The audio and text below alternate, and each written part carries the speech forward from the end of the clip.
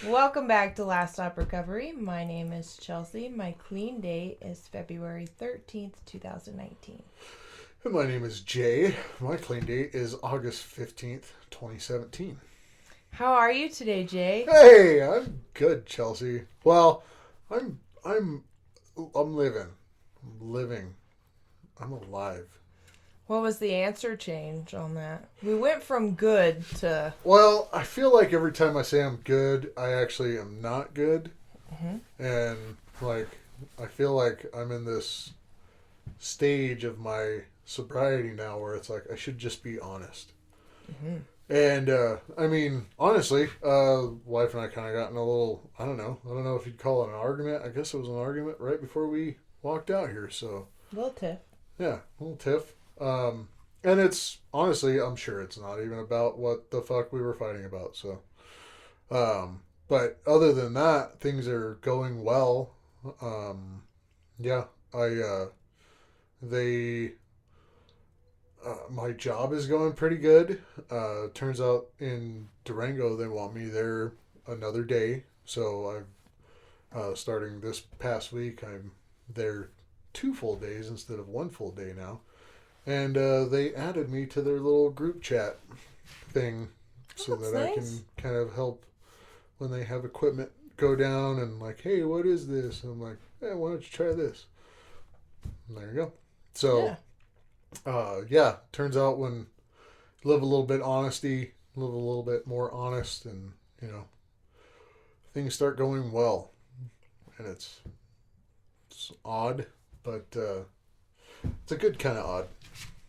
Yeah. And I've lost 22 pounds. Yeah. So remember when we started back, like after the thing, and I was like, I'm gonna lose 100 pounds. When we built the And studio. we built the studio. Well, I gained some weight in that time Mhm. because I don't know, depression hit me like a fucking freight train, and then I lost another job, and then I realized that things weren't going so good, and then the 100 pound weight loss thing wasn't going to happen unless I got some fucking help. So I did, and it's going. So Yeah, and you had your own concerns before you started the shot I did. that we talked about, and my whole thing with the shot is like, just do it. You know? Yeah. Weight loss is one of those things that so many people struggle with, like in general. Bodies are weird. Bodies Why are weird. we hold on to weight, and like certain women hold on to weight certain times of the month, and then like sometimes you let it go, and sometimes you're bloated for 60 days. Yeah. So, but whatever you need to do to help you, like that's the thing. We only have this one life to find happiness. It is not worth being uncomfortable No. just to like And be uncomfortable. yeah, and I'm like, I've tried to get like fit and buff. Like my thought was, well, if I get really big and muscly, like it won't matter how fat I am because people will just see how muscular I am. And that just never worked because I'd get to a point and I'd hurt myself and then I couldn't work out. And it's like, and then I'd eat the same exact way I would eat when I was working out, where like you need a lot of carbs and a lot of protein, and you're eating like 5,000 to 6,000 calories a day because it's like you're working out where you're burning that much, and I just didn't stop. So I'm glad it's working. yeah, so now You did your supermodel. I did. I thought you were doing it because I had a skirt on for the first time you've ever seen me in a skirt. I think this is the preppiest outfit. No, I was not. I went to a golf lesson earlier. Yeah, I noticed. I mean, you do dress. You dress However I'm feeling that however day. you're feeling. Or whatever Yeah. is left in my overnight bag at my Yeah. brother's house when I'm there all weekend long. Yeah, it's usually a different Chelsea comes over almost every time. Like look wise, you're the same person. I every was time. like, Chelsea has many different styles, but we're all just Chelsea here. Yeah, it's just one Chelsea, just different styles. So many personalities to like fit, though, you know? I mean, each one really needs an outfit. So the Yeah. preppy one is out and popping today. It's popping. It's Yeah, popping. I am doing the same thing that I typically do. Mm-hmm. Yeah, because like on the weekends, I feel like I wear pants all week, Mm-hmm. I'm like, not happening during the weekend. So. Yeah, I just try to. I don't have the kids this weekend, which for me means stay out of the house as much as humanly possible. Yeah. And I have gotten into a really good routine of that. That's Of just pretty... Friday when I drop off the kids, do something really fun, and then usually go work out with my brother on Fridays, and then the rest of the day is kind of like for me and him to figure out. Yeah. Like, what are we going to do for dinner? What shows are we going to watch? And so it's so weird because, like, I'm in, like, a throuple with my brother and my sister-in-law. Not sexually, but, like, the weekends, I'm like, what are we going to binge watch? Do we have enough snacks? Yeah. Oh. Yeah, when I was single, I spent a lot of time at my sister's house. Yeah. You know. And it's just, like, the environment. Yeah. Like, I don't know how that would work now. Linda is a very busy person. mm-hmm. You know, I will touch on this. Yesterday was, I don't know if you know this, International Women's Day. Mm-hmm. And I kind of put out a cheeky TikTok, which is starting to do a little better. It's kind of neat. Good. But I put out a little cheeky, little tongue-in-cheek, whatever. You know, International Women's Day, and I took a video of Gizmo and Wendy and Quinn.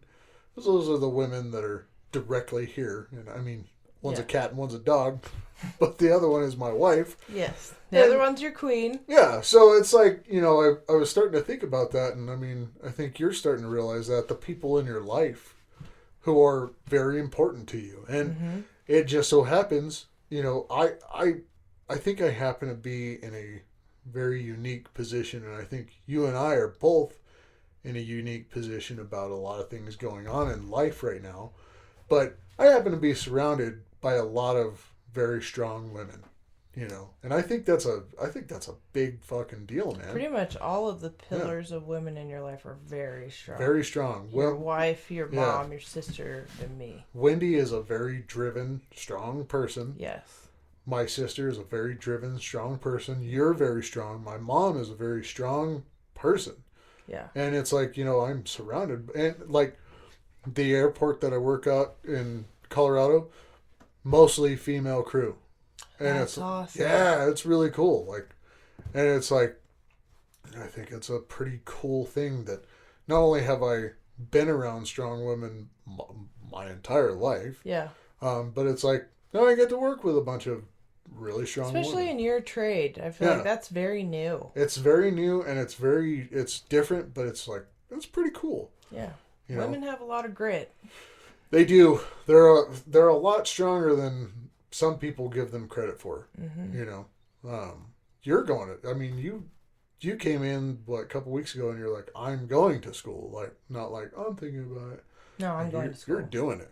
Yeah. That's fucking awesome. Yeah. I knew when I left that I had to build a future, and a future that made sense. Like, that's one beautiful thing about being in recovery. Is like, everyone has a lot of wild ideas. Like, if you could start your life over, what would you do? 98% of my ideas are not doable or didn't make sense. Yeah. And I'm like, I have had 21 operations in my life. I have spent an absorbent amount of time in the hospital. I'm not afraid of the hospital. I like being in the setting of it, and I always have found comfort in just being in the setting. So I'm like, and I love helping people. Yeah. It's easily the best thing to make me happy is tell me a way I can help you. Yeah. And that'll make me happy. Yeah. Well, after I got fired from the second job last year, that's not an easy thing to handle, to deal with. You get fired from 2 jobs in a year. It sucks. I don't wish it on anybody. I think it stirs horrible. up some deeper stuff because most alcoholics, from what I've learned, most addicts, number one, some of the most intelligent people by design. A lot of people think drunks in general are stupid and addicts. No. Mm-mm. No. No. I have found it to be I wish I was stupid. Yeah. Me too. So bad. So those people seem like I wish I could not connect the dots or see through the fucking lines. Whoa. Makes my life a lot harder. Yeah. So But it was one misconception that, like, even I had. Like, I just thought of a drunk as some homeless guy under a bridge with a Yeah. brown bag. I never drank anything out of a brown bag. No. And I was never homeless. And by all accounts, looking at my life, no matter what time period you looked at it, I come from a good family. Mm-hmm. I have a very good education. Yeah. I've had private tutors, private lessons, dietitians, trainers. I've had the best of the best. Yep. In order to become a good, solid human being. And I still became a drunk. Yeah. So, and I didn't know how common that was until I got in the rooms and met other people. From Yale to jail. Yeah. Literally. Yeah. For me, I was just like so used to shitting on myself that I'm like, on paper, I should not be this way. Like, it doesn't make sense why I feel the need to, like, go get shooters at 5:30 in the morning. Or, like, drink a shooter before I leave to go get shooters at 5:30 in the morning. Or why I have to go get another pint when I take the kids to school. Or why I have to get another pint when I pick the kids up from school. And then still have to go get shooters later on. Yeah. I'm like, it just didn't make sense to me. I didn't know why I was doing it. I understood that I was an alcoholic, but I didn't understand the alchemy of, like, why my brain was doing that if, like, I was well loved and supported and, like, I had a good brain inside of my skull. Well, you and I came from very similar backgrounds, and it's like, I drank like a grizzled cop that's been on the force for 20 years and just had his partner die, like without the sob story. Yeah, and it's like I drank like a manic depressed, like I had issues, and it's like I really didn't. I think about the worst thing that happened is my parents started doing a lot better financially after, like, I left the house. But honestly, that was probably a good thing for me because they still allowed me to kind of... It's also a good thing for kids to see parents, I think. My parents were the same way. Like, I went to really good schools, but I was never... Like, me and my brother were never, like, the rich kids by any means. Like, in order to live in our house, my parents had to bust their ass to pay that mortgage and everything that we had. Mm-hmm. And then we were surrounded by kids that had so much excessive stuff, but what they didn't have is their parents were never home. They had no relationship, really, with their parents. Yeah. They just had really high expectations of, like, what their future needed to look like. And we had that, too, but we saw, like... the amount of strength and resilience that it took for my parents to get from point A to point B. Yeah. What I didn't see at the time was two people struggling because they had chosen some things about life. They wanted to have a couple of kids. They wanted to have a nice house in a decent neighborhood in a quieter town. And it's like, my mom wanted to go to college. They wanted, my mom wanted a new car. It's like, there's the things that they wanted. And it was like, they had to come together. And sometimes it's really hard to be on the same fucking page as your partner. Because sometimes you really just want it to be, I want her to know what I'm thinking. And then sometimes she just doesn't fucking know. And, sometimes I'm thinking this and she's not even there. I'm playing chess. She's playing Chutes and Ladders. Yeah, so. There's a big thing in marriage that haven't we been together long enough that you would know?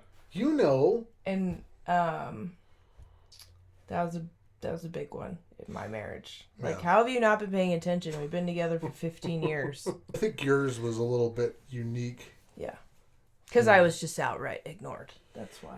Right, and I don't know, like. That's what I've had to do lately too. Is like there was no teamwork. Yeah, I was the team. Well, and I've had to look at that shit in my life too. Like, why did I get fired from 2 jobs? Well, I try to be as open and honest with you as I can, so that I'm not nagging you, but I'm like, hey, this is what my life looks like. These are things that were done to me. I don't know if some of this might feel familiar, but like. I am showing you the results of those actions. And Yes. if you do not like those results, then I suggest that you don't act the way that I'm crying about someone else Right. treating me. Yeah. No, But you did have to see me cry in order to be like, wow, like yeah. she's like No, hurt. that was the other thing is like I was I didn't have to just think about why did I get fired from 2 jobs. There was a lot of other stuff. Like it was like my alcoholism. It was like, yeah, I'm drinking too much, but there's a whole lot of reasons why. Yeah. You know, and it really came down to there's been a lot of selfishness in my life. You know what? One of the choices I made when I was very young is I wanted to drink. I wanted to do drugs. I wanted to drink. I wanted to get fucking wasted all the time. And then I see you go through what you went through with your relationship. I was like, man, I never want to be like Chelsea's ex-husband. And then I start looking at it, and it's like, I am very much like Chelsea's ex-husband. And I am going to go down a road that I don't know or that I really don't want to go down, you know? So it's like, yeah, I need to be a partner. I need to be a part of this fucking relationship because I have chosen that.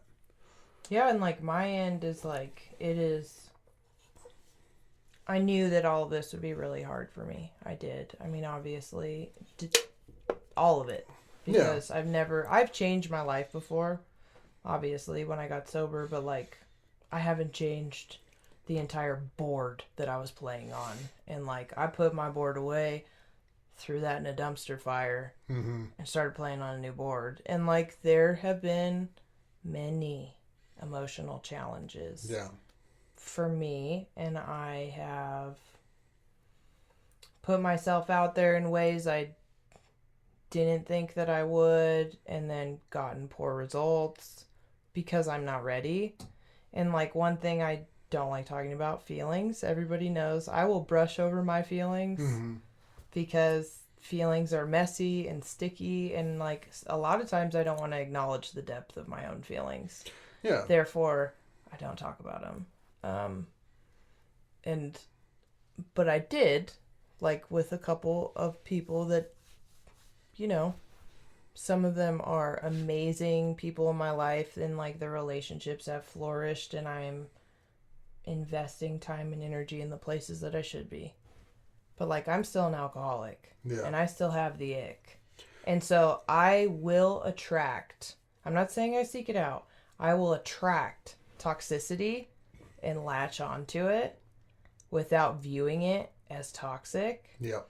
Because those little things, I'm like, oh, this relationship feels nice. But the toxic ones are like, this is amazing. I want more now, all the time. Yeah.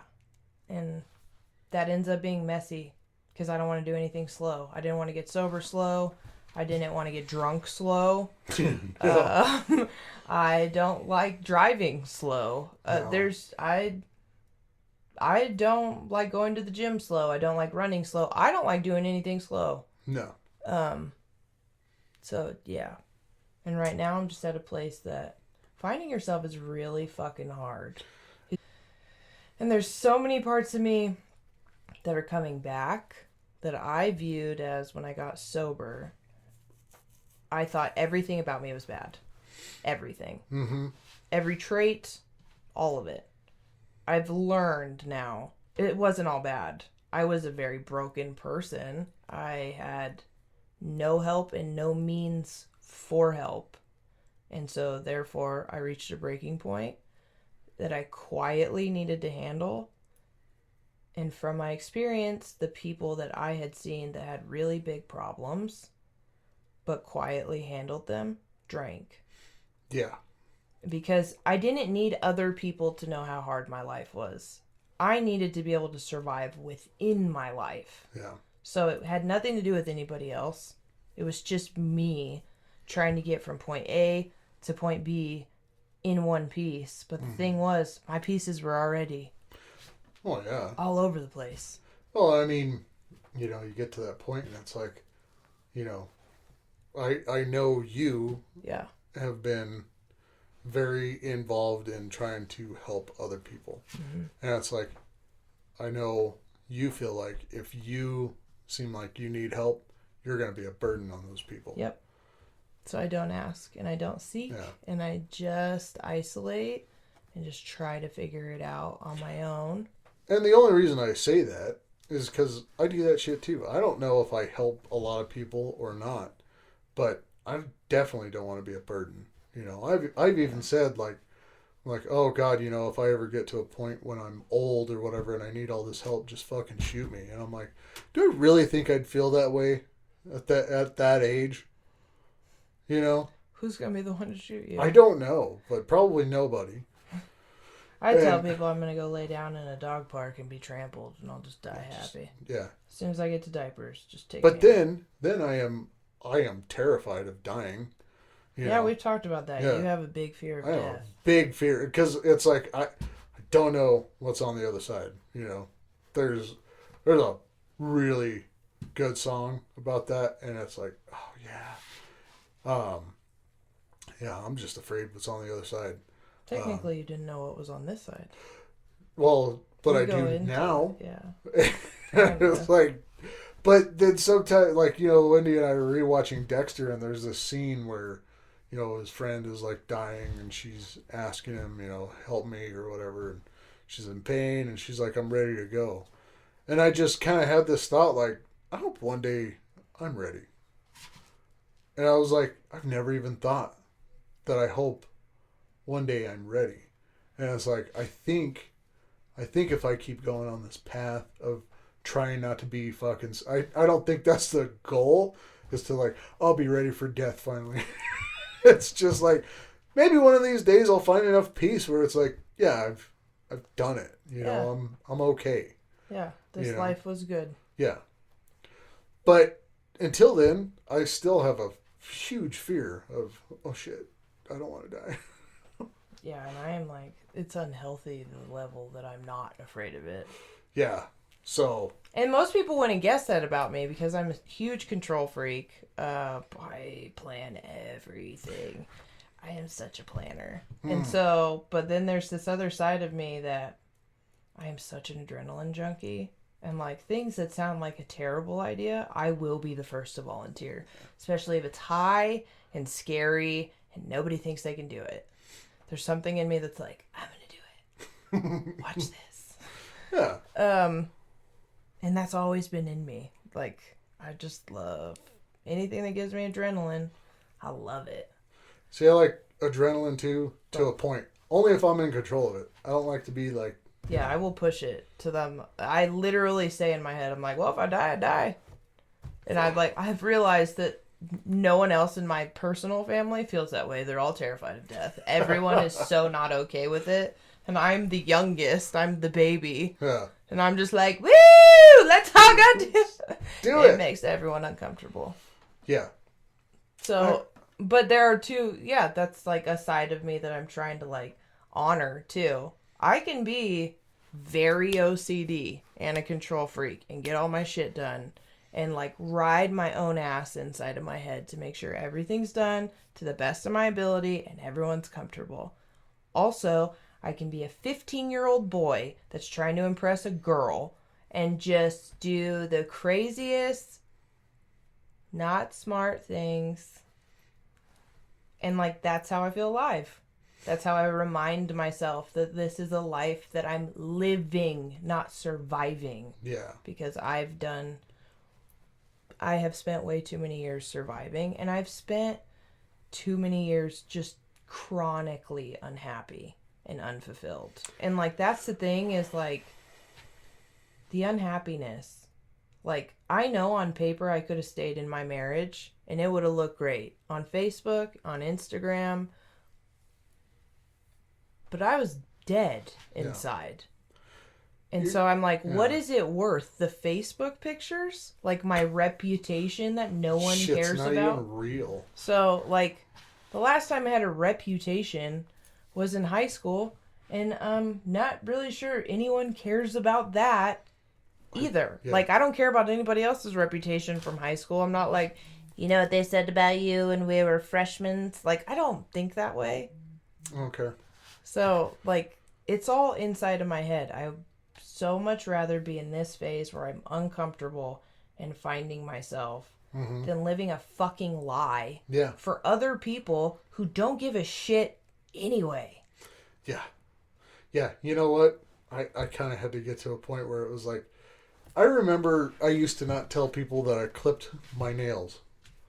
And, like, I wouldn't tell them that. And I also wouldn't tell them that after I clip my nails, I file them. Because, like, I don't like a rough edge. And, like, when I stick my hands in my pockets, I don't like my nails to grab onto my fabric. It just drives me nuts. Also, my nails just drive me nuts. I know, I was just saying, sometimes you can feel your nails. Yeah. And then I also, I like my hair the way it is, but I don't like it to get too long. I also don't like when I smell bad and all this other stuff. And it's like, I used to not tell people that because I'm like, oh, what?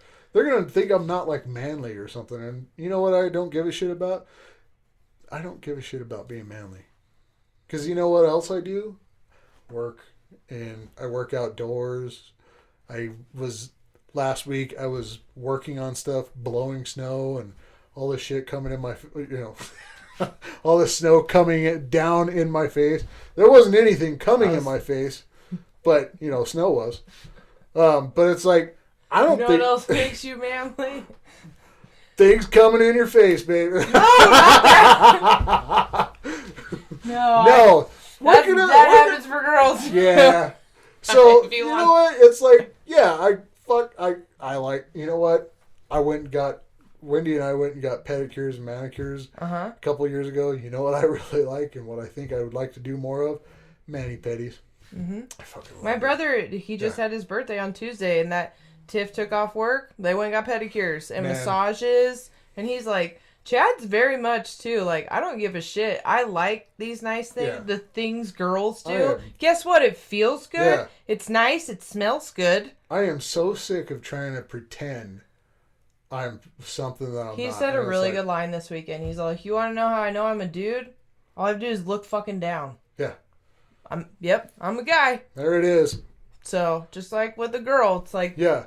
Yeah. You know how I know I'm a dude? Because I gotta tuck my thing underneath the toilet seat when I sit down to pee. And you know why I started doing that? Because it makes less of a mess. I never needed to know that. We can edit that out. Or the visual. Please edit that out. It's like, the visual of that now. So, when you get to a point in this video where there's a cut... Yeah. I don't care. You just said the word tuck, and my insides were like, I don't know why we're bringing that up. Girls know about the tuck and the put your shirt over it. And also, you guys are... What you don't know is all women can tell, because none of you think about, like, there's a bulge right here. Oh, what, like getting a stiffy in public? No. Just sit down a little longer. You were talking about your dick and you said the word tuck. Yeah, so I thought we were going that direction. Yeah. Would have never guessed a toilet would be involved. Sorry. Well, I'm sorry. I tuck too when I sit down. Good job. You're gonna make it weird. I think on that note, we're at 38. I think we're good. Yeah, we've done enough. Be good. Be kind. Be kind to yourself. Stay tucked. Stay tucked. Love you. Love you.